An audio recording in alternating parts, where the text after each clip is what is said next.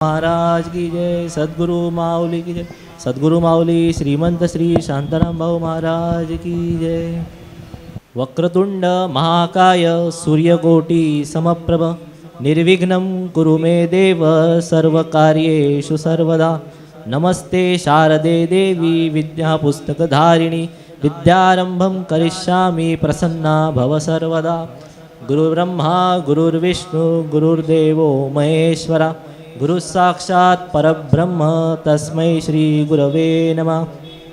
महायोगपीठे तटे भीमरथ्या वरं पुण्डरीकाय दातुं मुनीन्द्रे समागत्य तिष्ठन्तमानन्दकन्दं परब्रह्मलिङ्गं भजे पाण्डुरङ्गम्। अलङ्कापुरी पुण्यभूमि पवित्र तेथे असेनान राजा सुपात्र तयाठवीता महापुण्यराशी। नमस्कार माझा श्री गुरु ज्ञानेश्वरासी। आज बहुतेक डॉक्टरांचा दिवस आहे सेवा करण्याची। मी तिसरा डॉक्टर आहे। प्रवचनाला सुरुवात करण्यापूर्वी कृतज्ञतेचे भाव व्यक्त करणं उचित ठरेल। आपण आज ज्या वास्तूमध्ये बसलेलो आहोत, जो रसास्वाद आपण आज घेत आहोत, त्या वास्तूमध्ये ही वास्तू नसून हे एक कल्पवृक्ष आहे। या कल्पवृक्षाच्या छायेमध्ये आपण बसलोय आणि तसा हा कल्पवृक्ष वाढणं, इथे रुजणं सोपं काम नाही। भाऊरायांनी या बोडक्या जमिनीवर, म्हणजे भिवंडीसारखं क्षेत्र आहे, या क्षेत्रामध्ये असूनही इथे आपल्या भक्तीच्या नांगराने ही जमीन नांगरली। इथे आपला प्रेमाचं सिंचन करून ही जमीन सुपीक केली। तसं बघितलं तर का सुक्षेत्री बीज घातले ते आपुलिया परी विस्तारले। म्हणजे सुपीक जमिनीवर बीज घातलं तर ते आपणहून वाढतं, त्याला काय करण्याची गरज पडत नाही। पण भाऊरायांनी ह्या बोडक्या जमिनीला नांगरून इथे ह्या जमिनीला पहिले सुपीक केलं आणि मग इथे नामाचं बीज वाढवलं। हेची करणे आम्हा काम बीज वाढवावे नाम। या न्यायाने हे नामाचं बीज इथे रोवलं, नवे तर त्याची मशागत केली, त्याची निगा राखली, त्या बीजाचं रोप झालं। भाऊरायानंतर अनेक महान विभूतींनी त्या रोपाची काळजी घेतली। परमपूज्य प्रेममूर्ती महा असतील, मारुती मामा असतील, अण्णा महाराज असतील, सुभाष मामा असतील, अशा अनेक महान विभूतींनी या रोपाची निगा राखली आणि बघता बघता या रोपाचं एक महावृक्ष झालं आहे, कल्पवृक्ष झालं आहे। कल्पवृक्ष याकरता म्हणतो मी की कल्पतरू तळवटी बैसला जो कुणी काय उणे त्याला सांगा जोजी। या कल्पतरू खाली बसलेल्याला काय बोलायची गरजच पडत नाही, जे त्याला हवं असतं त्याला आपणहून मिळत जातं। ह्या कल्पवृक्षाचा बहारीचा काळ म्हणजे आत्ता सध्याचा चालू आहे तो नाथषष्ठीचा उत्सव। या महावृक्षाला असा बहार ह्या काळामध्ये येतो, मग बघायलाच नको। कीर्तन असू दे, प्रवचनं असू देत, गायन वादन नर्तन भजन भोजन, इथे सगळं हवं ते तुम्ही मागा, तुम्हाला मिळेल इथे। तर अशा या महावृक्षाच्या छायेत आपण आहोत। या महावृक्षाला लागलेली गोड फळांचे आपण रसास्वाद घेत आहोत, ती सगळी ह्या पुण्यात्म्यांच्या पुण्याईमुळे। आज ह्या सगळ्यांचं स्मरण करताना मला माझ्या आजीचं पण स्मरण होत आहे। तिने प्रत्यक्ष आणि उत्स्फूर्त सहभाग मंदिराच्या प्रत्येक कार्यामध्ये, प्रत्येक कार्यक्रमात घेतलेला होता। आज तिचं स्मरण पण या योगे मी करत आहे, तिला पण वंदन। प्रवचन आजचा पहिलाच दिवस आणि पहिलंच प्रवचन म्हणजे फर्स्ट शो करण्याचा मान मला मिळालेला आहे। ज्ञानेश्वर माऊलींनी रेड्यामुखी वेद म्हणवले। तसं प्राण्याला वाचा फोडणं म्हणजे सोपी गोष्ट, म्हणजे तर्काला पटत नाही. पण ते यथार्थ माझ्या स्वतःच्या उदाहरण मला वाटतं की माझ्यासारख्या रेड्याच्या बुद्धीला पण या महान विभूतींनी आपल्या प्रेमाच्या कृपेच्या सिंचनामुळे ही या व्यासपीठावर बसून प्रवचन करण्याची संधी मिळाली आहे. तर सर्वप्रथम मी संस्थानाचे आणि प्रेम आभार व्यक्त, त्यांनी मला या योग्य समजलं. त्यांच्या विश्वासाला सार्थ करण्याचा प्रयत्न मी करीन. प्रवचनाचा विषय पंढरी महात्म्य आहे. भक्तीचे 9 प्रकार भागवतामध्ये सांगितलेले आहेत, म्हणजे अनेक प्रकार आहेत. त्यात सगळ्यात महत्त्वाचं आहे कीर्तन. नामसंकीर्तन साधन पै सोपे. म्हणजे सर्वसामान्य माणसांना कीर्तन मार्ग जो आहे हा सगळ्यात सोपा आहे. म्हणजे त्या योगे भगवंताला प्राप्त करणे हे खूप सोपी गोष्ट आहे. तसं म्हणायला सोपं आहे, नाही आहे तसं, पण म्हणतात. तर कीर्तनामध्ये अनेक प्रकार असतात. गायन असतं, वादन असतं, नाचणं असतं. कीर्तन भजन करता करता शेवटी आपण जयघोष करतो. म्हणजे आपल्याकडे कीर्तन भजन संपल्यावर जो काय जयघोषाचा स्वर असतो, म्हणजे रमेश महाराज आणि विनोद महाराज हे जे एक जोरदार सूर लावतात, पूर्ण परिसर दणाणून जातो. तर असाच एकदा विचार करता करता डोक्यात असं आलं की अखंड भारतात उत्तरेपासून दक्षिणेपर्यंत, पूर्वेपासून पश्चिमेपर्यंत जे जे जयघोष होतात त्याचं मी एकदा आकलन करत होतो. उत्तरेमध्ये जय बद्री विशाल असा जयघोष करतात, पूर्वेमध्ये हरिबोल, पश्चिमेमध्ये जय श्रीकृष्ण आणि दक्षिणेमध्ये गोविंदा गोविंद. परत महादेवाचे भक्त आहेत ते नमः पार्वतीपते हर हर महादेव. महाराष्ट्रात बघायला गेले तर खंडोबाचा येळकोट येळकोट, जय मल्हार, जय जय रघुवीर समर्थ, अवधूत चिंतन गुरुदेव दत्त. पण आपल्या संप्रदायात जो जयघोष केला जातो, पुंडलिक वरदा हरी विठ्ठल, श्री ज्ञानदेव तुकाराम, हे सगळे जयघोष जर बघितले तर आपल्या संप्रदायात जो जयघोष केला जातो त्यात एक वेगळेपण असं आहे की या जयघोषामध्ये आधी भक्ताचं नाव आहे, मग देवाचं नाव आहे. पुंडलिक वरदा हरी विठ्ठल.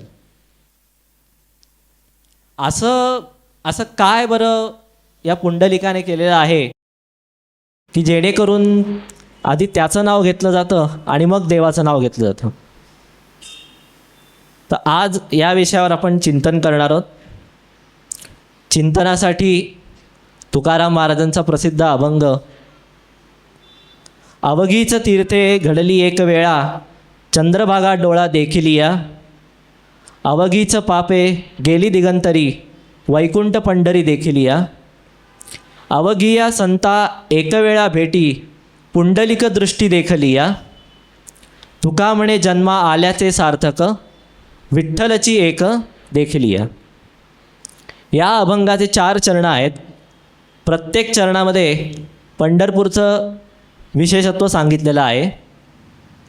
पहिल्या चरणात चंद्रभागा, दुसऱ्या चरणात पंढरपूर क्षेत्र, तिसऱ्या चरणात पुंडलिकराय आणि चौथ्या चरणात स्वतः विठ्ठल.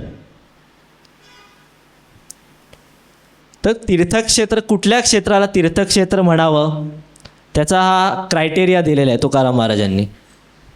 तर तिथे सगळ्यात पहिले तीर्थ पाहिजे. तीर्थ म्हणजे पाण्याचा स्रोत. दुसरं म्हणजे तिथे एक पवित्र भूमी पाहिजे. तर कुठलीही भूमी पवित्र केव्हा होते? जेव्हा तिथे एकतर देवाचा नाहीतर संताचा वास असतो. या 4 गोष्टी जिथे असतील त्या क्षेत्राला तीर्थक्षेत्र म्हटलं जातं. देवाचा आणि संताचा पण विचार करायला घेतला तर देव तिथे एकतर कायम वास्तवास आहे किंवा देवाने तिथे अवतार घेऊन अंतर्धान पावलं आहे. तसंच संत तिथे कायम वास्तव्याला आहेत किंवा त्यांनी त्यांचा अवतार कार्य संपून ते गेलेले आहेत. प्रत्येकाची उदाहरणं आपण बघूया.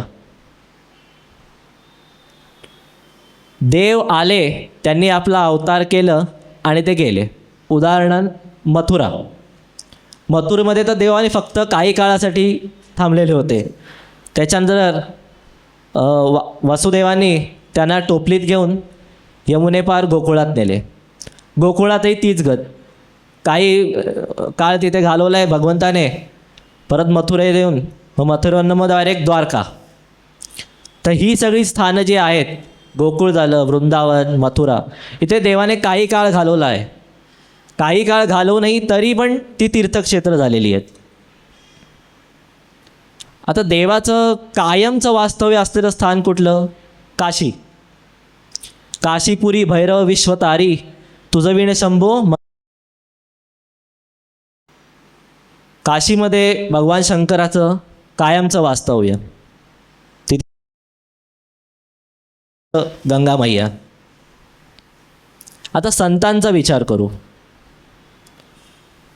संत आले, त्यांनी आपलं अवतार कार्य केलं आणि ते गेले. उदाहरणार्थ देऊ.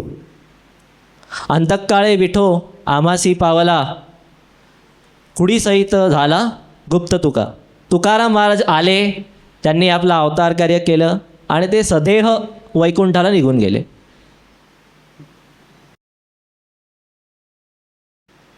संत आले आणि तिथेच राहिले. उदाहरण आळंदी. नामा म्हणे आता लोपला दिनकर, बाप ज्ञानेश्वर समाधिस्थ माऊली आहेत तिथे अजून, अशी वारकऱ्यांची दृढ श्रद्धा आहे. तर अशी ही काही तीर्थक्षेत्रांचा पण विचार केला. पण एक तीर्थक्षेत्र असं आहे की जिथे हे सगळे क्रायटेरिया पूर्ण होतात. म्हणजे तिथे तीर्थ पण आहे, तिथे पुण्यभूमीसुद्धा आहे, तिथे देव आला गेला, देवाने वास्तव्य पण केलं आहे, तिथे संत आले गेले, संतांनी वास्तव्य पण केलं आहे, संत आहेत पण तिथे. अखंड भारतात एकमेव तीर्थक्षेत्र असं आहे जिथे हे सगळे पूर्ण होतात, ते म्हणजे पंढरपूर. पंढरपुरामध्ये देव आला, म्हणजे पुंडलिक रायासाठी देव आला, तो तिथे थांबला. पण त्याच्या आधी पण देव एकदा इथे येऊन गेलेले आहेत. ते पुढे कथेमध्ये मी सांगेनच. पुंडलिक रायासाठी देव आला, पुंडलिकाने विनंती केली की इथेच थांबावे. देव तिथेच उभा आहे. युगे 28 विटेवरी उभा. युगे 28 झाले, तो तिथेच उभा आहे. संतांचा विचार केला तर संत मंडळीतली सगळी संत मंडळी इथे येऊन गेले आहेत. समर्थ रामदास असतील, स्वतः माऊली असतील, तुकोबा असतील. वारकरी म्हटल्यावर ते यायचे जायचे. काही संतांनी तर तिथेच समाधीसुद्धा घेतलेली आहे. म्हणजे चंद्रभागेपासून विठ्ठलापर्यंत जर आपण बघत गेलो, सगळ्यात पहिले पुंडलिक रायाची समाधी. सुखाचे जे सुख चंद्रभागे तटी, पुंडलिका पाठी उभे ठाके. पुंडलिक पण आहे आणि त्याच्या पाठी देव स्वतःसुद्धा आहे. थोडा अजून वर गेलो की सगळ्यात पहिले चोखामेळांची समाधी. पायरीपाशी नामदेव महाराज. नामा म्हणे आम्ही पायरीचे चिरे, स्वतः नामदेव महाराजांची समाधी.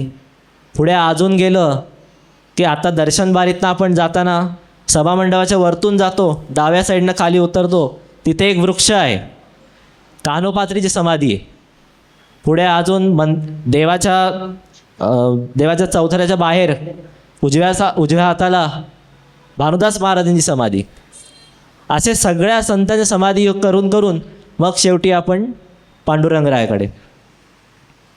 तर असं हे तीर्थक्षेत्र आहे की जिथे संतांच्या समाध्या आहेत, संत येऊन गेलेत, देव येऊन गेला आहे, देव स्वतः तिथे उभा आहे, तीर्थ आहे, चंद्रभागा नदी वाहते आहे तिथे. तुकाराम महाराजांनी या अभंगात वर्णन केलं आहे की अवघीच तीर्थे घडली एक वेळा, चंद्रभागा डोळा देखील या. ही चंद्रभागेबद्दल एक आख्यायिका पंढरी महात्म्यामध्ये आलेली आहे. ती अशी की शंकर भगवान एकदा त्रिपुरासूर नावाच्या दानवाशी युद्ध करून खूप थकून गेले. त्यांना थकून एवढा घाम यायला लागला, मातून एक नदी सुरू झाली. ती ही नदी भीमा. पण तिचा प्रवाह इतका जोरात होता की शेवटी जेव्हा आली तेव्हा विठ्ठलाच्या कृपेमुळे तिचा जो वेग होता तो शांत झाला आणि ती चंद्राच्या आकाराप्रमाणे तिथून ती त्या स्थानामध्ये चंद्रभागा. तर अशी ही चंद्रभागा. त्या चंद्रभागेचा महिमा काय आहे की तिथे तुम्ही एकदा फक्त चंद्रभागेला बघितलं तरी तुम्हाला सगळ्या तीर्थांचं स्नान केल्याचं पुण्य मिळतं. नुसतं बघून एक एक नदी जर आपण बघायला गेली उत्तरेपासून दक्षिण किती नद्या आहेत. म्हणजे त्यातल्या मोठ्या मोठ्या गंगा असेल, यमुना असेल, नर्मदा असेल. एकेका नदीमध्ये जर आपण विचार केला नुसतं जायचं, डुबायचं, यायचं तर आपली हयात निघून जाईल. तर शास्त्राने त्याला असं सांगितलं आहे की आकाशात पतितम तोयम यथा गच्छती सागरम. आकाशातून पडणारा प्रत्येक थेंब हा शेवटी नदीला जाऊन मिळतो आणि त्या नदीमधून सागरात. त्यामुळे तुम्ही फक्त समुद्रात जरी जाऊन स्नान केलं तरी सर्व नद्यांचं, सर्व तीर्थांचं स्नान केल्याचं पुण्य मिळतं. तुकाराम महाराज याच्या पुढे एक पाऊल जाऊन म्हणतात की स्नान देखील या डोळा. नुसतं चंद्रभागाला बघायचं आहे डोळ्याने तरीही तुम्हाला स्नान करण्याचं पुण्य मिळतं. म्हणजे काय दूरदृष्टी असेल तुकाराम महाराजांची की त्यांना माहिती आहे की लोक येतील, किती घाण करतील. म्हणजे तीर्थ म्हणावं का काय म्हणावं अशी अवस्था आहे सध्या चंद्रभागेची. पण वारकरी श्रद्धेने त्या नदीत करतो स्नान, त्याचं पुण्य घेतो. अशी चंद्रभागा. पुंडलिका बाबतीत म्हणताना तुकाराम महाराज म्हणतायत, अवघिया संता एक वेळा भेटी, पुंडलिक दृष्टी देखील या. इतके महान संत विभूती होऊन गेले आहेत त्या सगळ्यांचं दर्शन आपल्याला शक्य नाही आहे. म्हणजे संत दर्शनाचं काय ते पण एका अभंगात तुकाराम महाराज म्हणतात, बहु अवघड आहे संत भेटी. का बरं एवढी अवघड आहे? सर्वप्रथम प्रत्येक जीवात्म्याला 84 लक्ष योनींमधनं फिरावं लागतं. हिंडता देशांतरी 84 लक्ष योनी. जलचर असतील, उभयचर असतील, वनचर असतील, कीटक असतील, पक्षी असतील, वृक्ष असतील, झाडे असतील. प्रत्येक जीवाला या सगळ्यातनं एकदा जावं लागतं आणि मग मनुष्य देह मिळतो. म्हणजे आता कीटक मुंगी ठीक आहे, त्यांचं काय 10-12 दिवसाचं जीवन असतं. पण वृक्ष, मोठे मोठे प्राणी यांचे ते 100-100 वर्ष त्यांचं आयुष्य असतं. म्हणजे एका जीवाला आता ते काय गणित आहे तुम्ही बघा मागून. एवढ्या सगळ्या योनींमधनं जाऊन मग शेवटी मनुष्य देह मिळतो. मनुष्य देह मिळाल्यानंतर पण तुम्ही चांगली पुण्यकर्मे केली असतील तर मग पुन्हा मनुष्य जन्म मिळू शकतो. मग हे सगळं बायपास होऊन जातं. बहुता सुकृते नरदेह लाभला. म्हणजे सगळी पुण्यकर्म केली असतील तेव्हा कुठे नरदेह लाभतो. नरदेह मिळाला. नरदेह मिळून पण समजा आपल्या शेजारच्या राष्ट्रात त्याला जन्म मिळाला, तिथे स्वतःचं जगणं नाही, तिथे दुसऱ्यांना मारून जगावं लागतं. अशा राष्ट्रात जन्म घेणं त्यापेक्षा आपण जे आत्ता भरतभूमीत जन्म घेतलेला आहे तर आपलं भाग्य खूप मोठं आहे. भरतखंडी नरदेह प्राप्ती हे तो परमभाग्याची संपत्ती. असं करून भारत देशात जन्म मिळाला. बरं, जन्म मिळाला पण आपण चांगल्या कुळात जन्म घेतला की नाही याला पण भाग्य लागतं. आमूचे कुळीचे विठ्ठल दैवत, म्हणजे कुळधर्म देव ज्याचा विठ्ठल आहे याच्यात पण जन्म घेण्यासाठी भाग्य लागतं. सध्या काय लेफ्ट राईट डावे उजवे काय काय प्रकारची माणसं असतात. नावं त्यांची अशी की श्रीराम नाव लागू होत नाही, नाव श्रीराम. तर अशी डाव्या विचारसरणीची असतील किंवा जे निधर्मी असतील देवालाच मानायचं नाही. आपलं भाग्य परम आहे की आपण अशा कुळात जन्माला आहोत की जिथे भगवत भक्ती केली जाते. चला, कुळ मिळालं चांगलं. पुढे आई, पवित्र ते कुळ नित्यनेमे. कुळ पण चांगलं मिळालं. आई पण आहे अशी की जिच्या संस्कारामुळे आपल्या मुखी देवाचं नाव येत आहे. माझ्या वडिलांची मिरासिका देवा तुझी चरणसेवा पांडुरंगा. वडिलांचं पण आहे.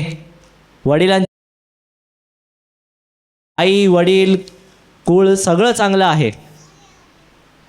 त्याच्या पुढचं असं आहे की गुरु चांगला लागतो. सद्गुरू राय कृपा मज केली.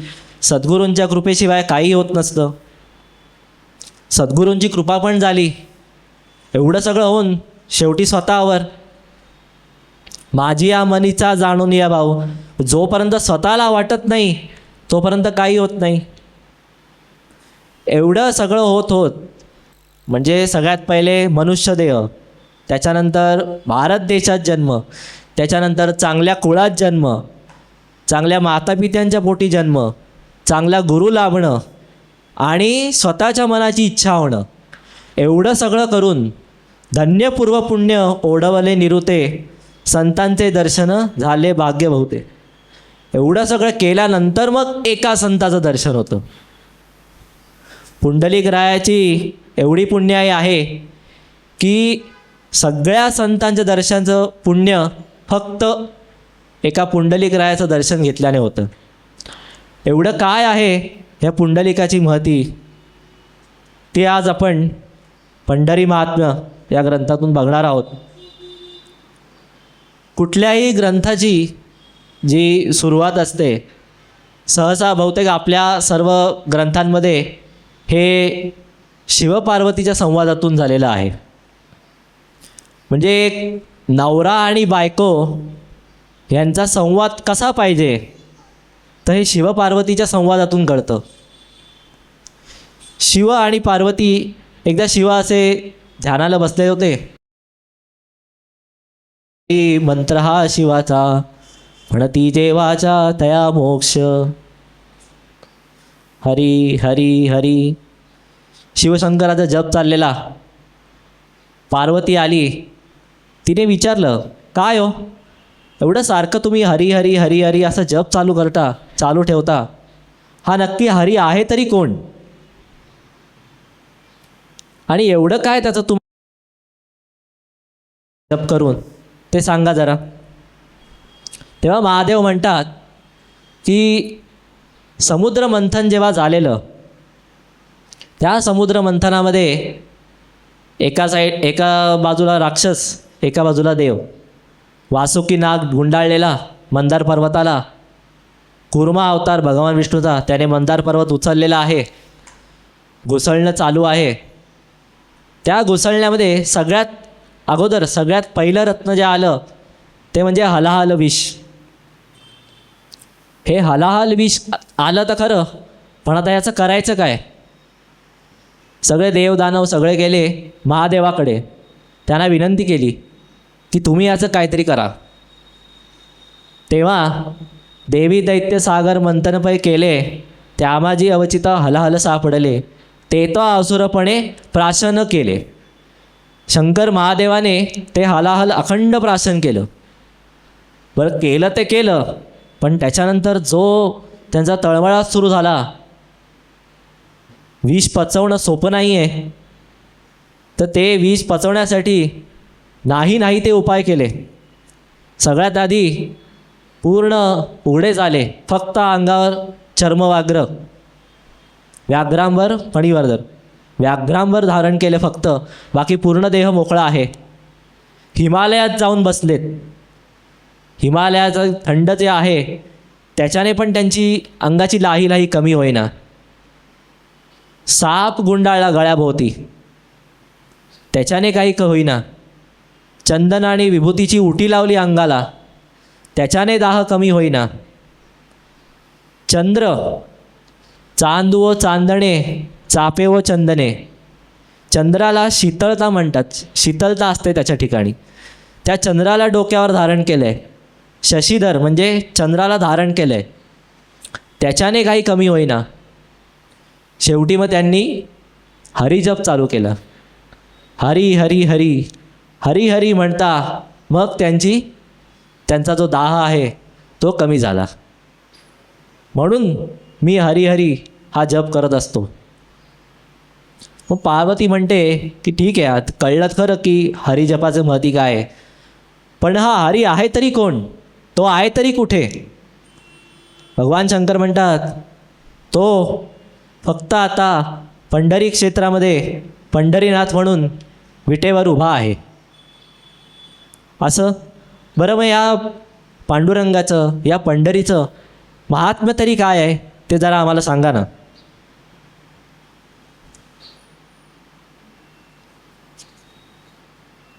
पंढरी महात्म्यामध्ये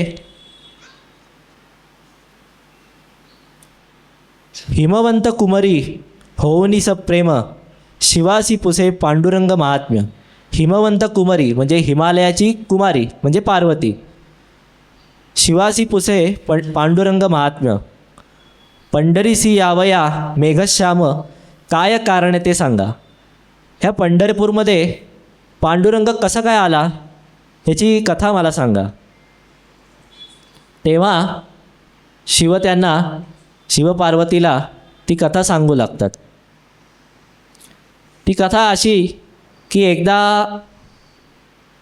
शची म्हणजे इंद्राची पत्नी, तिच्या मनात आलं हरिदर्शन घ्यावं.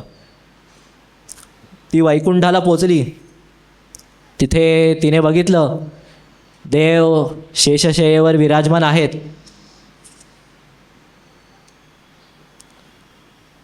पिवळा पितांबर आहे, नाभिकमलामधून पुष्प आहे, त्याच्यामध्ये ब्रह्मदेव विराजमान आहेत.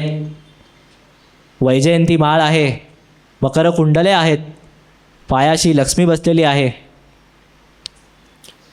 ते देवाचं रूप बघून ती एवढी भारावली की तिच्या मनात असं झालं, तिने भगवंताला विचारलं, म्हणे स्वामी मुरारी, मी बैसेन तुमच्या अंकावरी. अंक म्हणजे मांडी. ऐसी इच्छा अंतरी उठली माझे भगवंता. देवाकडे जाऊन काय मागावं काय नाही हे ज्याला त्याला कळलं पाहिजे. हिला अशी मागणी झाली की मी तुमच्या मांडीवर येऊन बसेन, असं काहीतरी करा. पायाशी लक्ष्मी बसलेली ती हे सगळं ऐकत होती. तिने अशा डोळ्या टाकून भगवंताकडे बघितलं की हे आता काय उत्तर देतात. भगवंतांनी वेळ मारून नेली.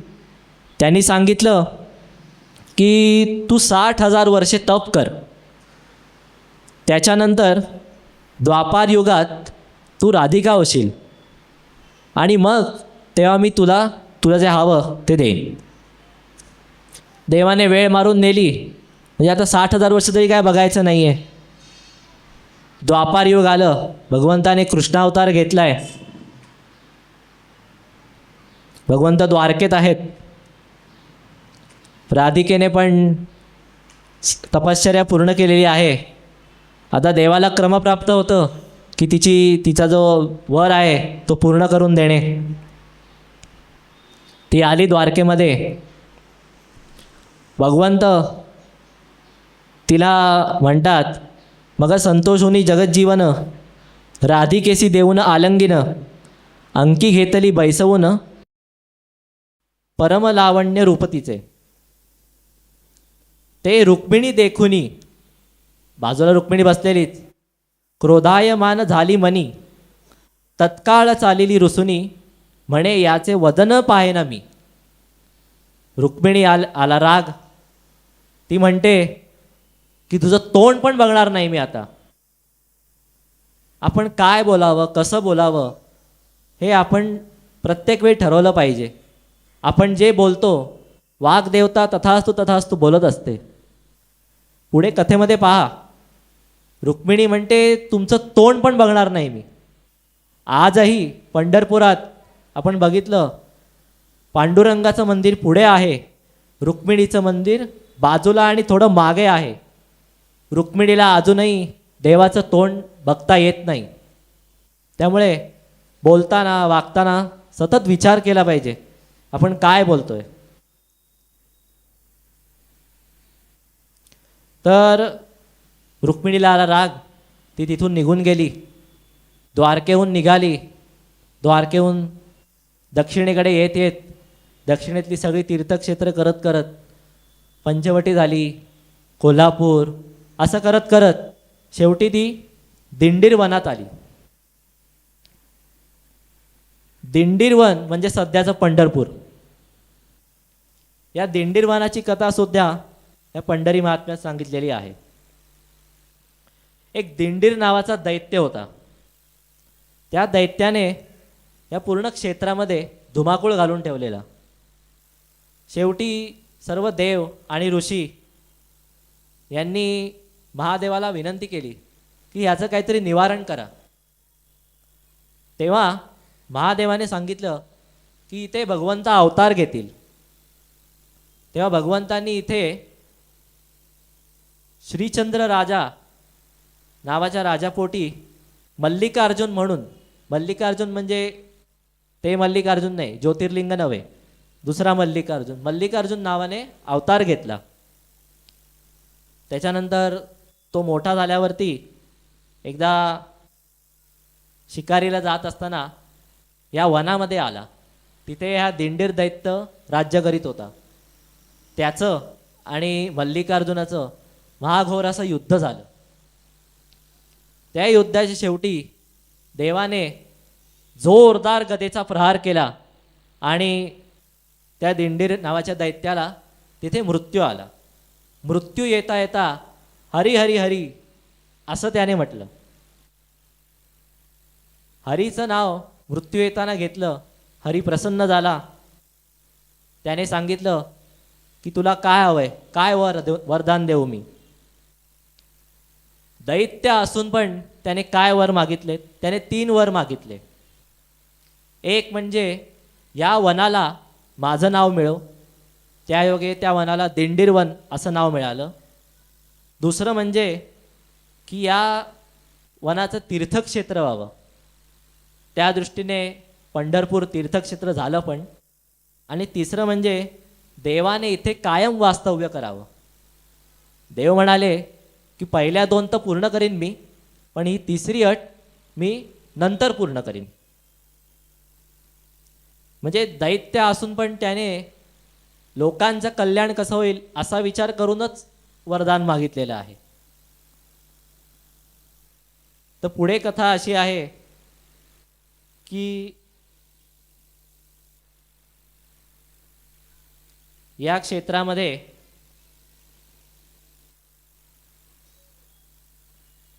जानुदेव नावाचा एक ब्राह्मण आणि त्याची सात्यकी नावाची पत्नी यांना मूल होत नव्हतं. बरेच उपास तापास सगळे करून करून शेवटी त्यांना एक मुलगा झाला. त्या मुलाचं नाव ठेवलं पुंडलिक. लहान मोठा मोठा होत गेला. पुंडलिक अभिधान 16 वर्षे भरता पूर्ण, मग त्याचे आरंभिले लग्न, परी दुर्जन तो झाला. 16 वर्षांचा झाल्यावरती त्याने त्याचं लग्न लावून दिलं आणि लग्न लावल्यानंतर बायकोच्या सान्निध्यात राहून राहून तो दुर्जन झाला. बोले सदा दुष्ट उत्तर, जेणे केले निजजन संहार, मग स्त्रियेसी घेऊनी दुराचार, विभक्त तो राहिला. म्हणजे लग्न झाल्यानंतर विभक्त राहणे हे तेव्हापासून चालू आहे. म्हणजे आत्ताच्या पिढीला दोष देण्यात काय अर्थ नाही आहे. असो, पण आई वडिलांबरोबरच राहिले पाहिजे.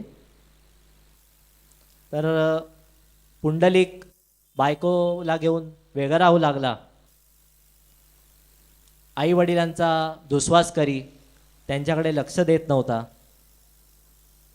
आई वडिलांना जे अपेक्षित होतं मुलाकडनं त्याचं सगळं उलटच होत होतं. आई वडील एकदम हताश झाले होते.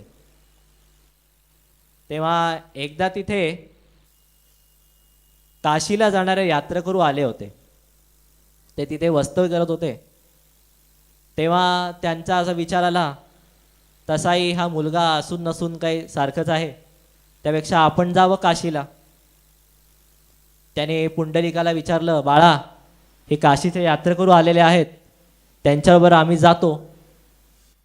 पुंडलिक म्हणाला, तुम्हाला काय करायचं ते करा, इथे थांबू नका, जायचं जा. ते त्या काशीच्या यात्रेकरूंबरोबर निघून गेले. पुढे काही दिवसांनी दुसरे यात्रेकरू आले. तर पुंडलिकाची पत्नी म्हणाली, का हो, काशी एवढं काय असं तीर्थक्षेत्र आहे की एवढे लोक इथे येत आहेत जात आहेत, तर मला पण जायचं आहे. आई वडिलांनी विचारलं तेव्हा तो म्हणाला, तुम्ही जा, तुम्ही निघून, मी नाही येत तुमच्याबरोबर. पण बायको म्हणाल्यावर लगेच हो हो हो, चला चला जाऊ. तेव्हा बायकोला घेऊन तो निघाला. दरमजल दरमजल करत करत शेवटी काशीपासून 2-3 योजने दूर अलीकडे त्याची चप्पल तुटली. शोधता शोधता त्यांना एक घर दिसलं. तिथे हरिनामाचा जयघोष चालू होता. तर जाऊन बघितलं तर तिथे चांभाराचं घर होतं. त्याने म्हटलं की चप्पल तुटलेली आहे, ती चप्पल दुरुस्त करून द्या. ते घर होतं रोहिदास महाराजांचं. रोहिदास महाराज म्हणाले की देतो दुरुस्त करून. त्यांनी ती चप्पल दुरुस्त करून दिली आणि पुंडलिकाने मग आपल्याकडचे सुवर्णमुद्रा त्याला देऊ केले. महाराजांनी विचारलं, कुठे निघालात? तर तो म्हणे, मी काशीला चाललोय. तर महाराज म्हणाले, काशीला जात आहे तर मग हे मुद्रा तुमच्याकडेच राहू द्या. काशीला जाणाऱ्यांना, काशीला जे काशी यात्रेकरू आहेत त्यांच्याकडनं मी काही घेत नाही. असं चांगली गोष्ट आहे. तर म्हणे की काशी इथून किती दूर आहे बरं सांगा मला. तर ते म्हणाले की 1-2 योजने दूर असावी. तर म्हणे, असावी म्हणजे तुम्हाला माहीत नाही? काशी तर इथून जवळच आहे. तर ते म्हणे, नाही, मी अजून तरी काशीला गेलो नाही आहे, माझ्यावर काही जबाबदाऱ्या आहेत, त्यामुळे मी अजून तरी काही काशीला गेलो नाही आहे. पुंडलिकाने त्याने वेड्यात काढलं. एवढा जवळ राहून पण काशीला गेला नाही, आता महामूर्ख आहे. रोहिदास महाराज म्हणे, असू द्या, फक्त तुम्ही आता काशीला जाताय ते एक काम करा की ही एक माझ्याकडची मुद्रा तुम्ही घेऊन जा आणि गंगेत टाका. गंगेत टाका म्हणजे गंगा अवतरेल आणि ती तुम्ही मुद्रा तिच्याकडे सुपूर्त करा. तो म्हणे, काय वेडा माणूस आहे, उभ्या हयातीत काशीला गेला नाही आणि ह्याची मुद्रा ती गंगा स्वीकारणार आहे का? तो तिथून निघून गेला. पुढे काशीमध्ये आला, गंगाकाठी आला. जसा तो गंगापाशी आला तसा पूर्ण परिसरात जयघोष सुरू झाला आणि अचानक तिथे 2 हात प्रगट झाले. ते हात म्हणजे प्रत्यक्ष गंगामय्येचे हात होते. गंगामय्या प्रकट झाल्यावरती हात तिचे असे होते. लोकांनी काय काय काय काय वस्तू व्हायला सुरुवात केल्या. कोण काय वाहतंय, कोणी हार वाहतंय, कोणी फुले वाहतंय, कोणी काय वाहतंय. ती गंगामय्या घेई आणि फेकून देई. पुंडलिकराय हे सगळं बघत होते. मग त्यांना आठवलं, अरे त्या वेड्याने मला एक मुद्रा दिली आहे. तर त्याने ती मुद्रा घेतली आणि ती त्या गंगेच्या हातांमध्ये ठेवली. जशी ती मुद्रा ठेवली तशी स्वतः प्रत्यक्ष गंगा अवतरली आणि तिने तिच्या उजव्या हातातलं कड काढून ते पुंडलिकाच्या हातात दिलं. लोकांना समजे ना काय प्रकार चालू आहे. तेव्हा पुंडलिकाला समजलं की आपण ज्यांच्याकडे थांबलेलो, ज्यांच्याकडनं आपण आपली चप्पल शिवून घेतली आहे, ती कोणी साधीसुधी आसामी वाटत नाही आहे. मग त्याने काशी विश्वेश्वराचं दर्शन घेतलं आणि निघाला माघारी. तर तो जिथे चप्पल शिवलेली त्या गावी आला. त्याने त्या घरात प्रवेश केला. तिथे त्या महाराजांचं दर्शन घेतलं आणि त्यांना होती ती सगळी हकीकत सांगितली. आणि ते जे तुझा चुडा होता ते ह्यांना सुपूर्द केलं. बरं, आणि तो पुंडलिक काय फक्त एकटा आला नाही, त्याच्याबरोबर हा जो सगळा चमत्कार बघितलेले लोक होते त्यांना पण वाटलं कोणतरी साधीसुधी आसामी नाही, कोणतरी महाभक्त आहे. तर त्या पुंडलिकाबरोबर शेकडो सहस्त्र लोक पण यात्रेकरू आले होते. आता रोहिदास महाराजांना एवढे यात्रेकरू आले तर त्यांची भोजन व्यवस्था काहीतरी आपण केली पाहिजे. या उद्देशाने ते जे कंकण होतं ते त्यांनी सोनाराकडे गहाण टाकलं. आता रोहिदास महाराज शेवटी भक्तच, ते संतच. सोने रुपये आम्हा मृत्तिके समान, अशा वृत्तीची माणसं. त्यांना काय त्या कंकणाचं. त्याने ते दिलं. सोनार पण ते बघून एकदम आश्चर्यचकित झाला. त्याला वाटलं हे असं कंकण तर कधी उभ्या आयुष्यात बघितलं नाही आपण. त्याने ते ठेवून घेतलं आणि त्याचे जे काय येणारे रुपये होते ते देऊ केले. राजाला प्रसन्न करण्यासाठी ते कंकण, तो सोनार घेऊन तिथला जो राजा होता त्याच्यापाशी गेला. राजाने ते कंकण आपल्या पत्नीला दिलं. आता दिला एक दागिना तो स्वीकारावा ना, पण शेवटी स्त्रीवर्ग म्हटल्यावर एकाच हातात, दुसऱ्या हातात का नाही. राजा म्हणाला, बरोबर आहे, फक्त एकाच हातात कसं काय. राजाने सोनाराला पकडलं, मला अजून एक कंकण असंच्या असंच पाहिजे. सोनाराने सांगितलं की मला तर हे गहाण आलंय, ते रोहिदास नावाचा सांबार आहे त्याच्याकडनं मिळालंय. मग राजा गेला पूर्ण सैन्यासह. ज्या गावात रोहिदास महाराज होते तिथे गेला. त्या गावाला वेढा टाकला. तलवारीचा धाक देऊन रोहिदास महाराजांना सांगितलं, हे असंच्या असं कंकण मला अजून एक पाहिजे माझ्या बायकोसाठी. रोहिदास महाराज म्हणाले, ठीक आहे, देतो ना. तर तिथे एक ते जे चामडं वगैरे धुतात ते एक छोटंसं कुंड असतं. रोहिदास महाराजांनी त्या कुंडाला नमस्कार केला आणि सांगितलं, मैया असंच एक कंकण मला अजून एक हवं आहे. त्या कुंडामध्ये प्रत्यक्ष गंगा परत प्रगटली आणि तिने ते सगळं प्रकार बघितला. राजाला जाब विचारला, होतं ते कंकण पण घेतलं काढून. सगळं झालं. गंगामय्या परत निघून गेली. राजा निघून गेला. यात्रेकरू निघून गेले. पुंडलिकराय हे सगळं बघत होते. म्हटलं हा प्रकार चाललाय काय. गंगा अवतरते काय, कंकण देते काय. प्रत्यक्ष ह्या घाणेरड्या कुंडामध्ये गंगा अवतरते तर त्यांनी रोहिदास महाराजांनाच विचारलं की हे सगळं काय चाललं आहे, मला तुम्ही गुरु करून घ्या आणि हे सगळं तुम्ही कसं काय केलं ह्याचा मला उपदेश करा. तर रोहिदास महाराज म्हणाले की मी काही करत नाही, मी तर फक्त सेवा करतो. म्हटलं सेवा करता, कुणाची सेवा करता, मला पण सांगा, मी पण ती करीन. तर ते म्हणाले की हे बघ, माझ्या मागे ही शेंडी लावली आहे ना, या शेंडीला एक दोरी लावली आहे आणि दोरी एका पाळण्याला लावली आहे. मी जसं काम करत असतो मागे पुढे करत करत तो जो पाळणा हालतोय ना त्याच्यामध्ये माझे आईवडील आहेत. मी काही करत नाही, मी फक्त माझ्या आईवडिलांची सेवा करतो. पुंडलिकाचे एकदम डोळे चमत्कारले. त्यांनी सगळं आठवलं आपण पूर्वायुष्यात काय काय केलंय.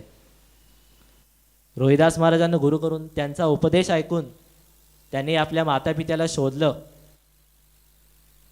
त्यांनी पूर्ण काशी यात्रा परत करून घेतली त्यांच्याकडून आणि परत आपल्या स्वस्थानी येऊन तिथे तशीच सेवा आरंभिली, तशीच सेवा चालू ठेवली. सेवा करत करत इतकी सेवा केली की भगवंत प्रसन्न झाले. भगवंत आले. आत्तापर्यंत आपण बघितलेलं की रुक्मिणी माता येऊन बसलेली दिंडीरवनात. भगवंत तिला शोधत शोधत दिंडीरवनात आले. तिथे येऊन पण देव रुक्मिणीला मनवतायत. आता रुसलेल्या पत्नीला मनवणं हे तेव्हापासूनचं चालू आहे. म्हणे पद्मनेत्र कामिनी, का आलीसी येथे रुसुनी, बैसेली घोर वनी, काय म्हणून प्रिये तू. गोड गोड बोलून तिला मनवत होते, पण रुक्मिणी माता काय त्याचं ऐके ना. तिचा तोरा काही कमी होईना.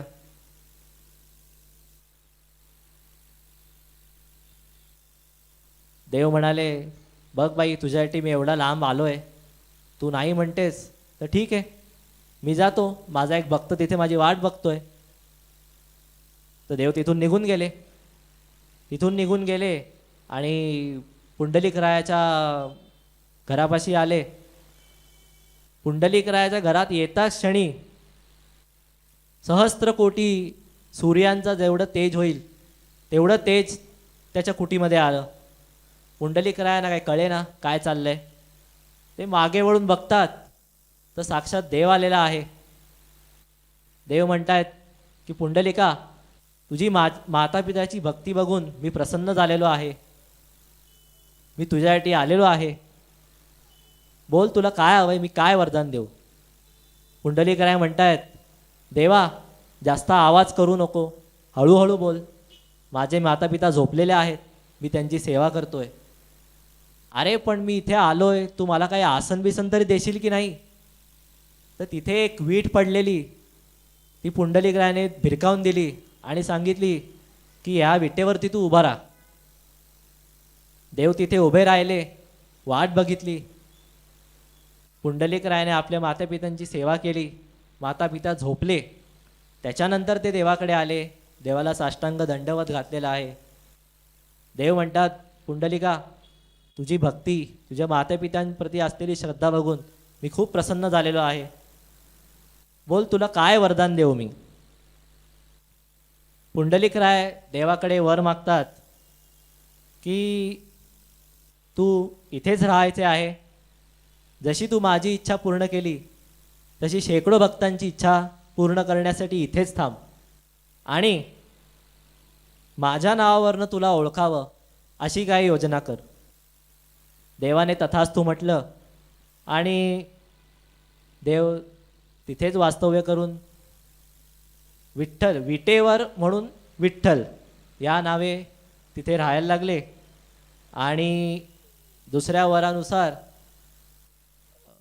माझ्या नावावरून तुला ओळखावे म्हणून देवाचं जे आपण सगळं खूप उत्साहाने जयघोषाने नाव घेतो ते म्हणजे पुंडलिक वरदा हरी विठ्ठल श्री ज्ञानदेव तुकाराम सद्गुरुनाथ महाराज की जय.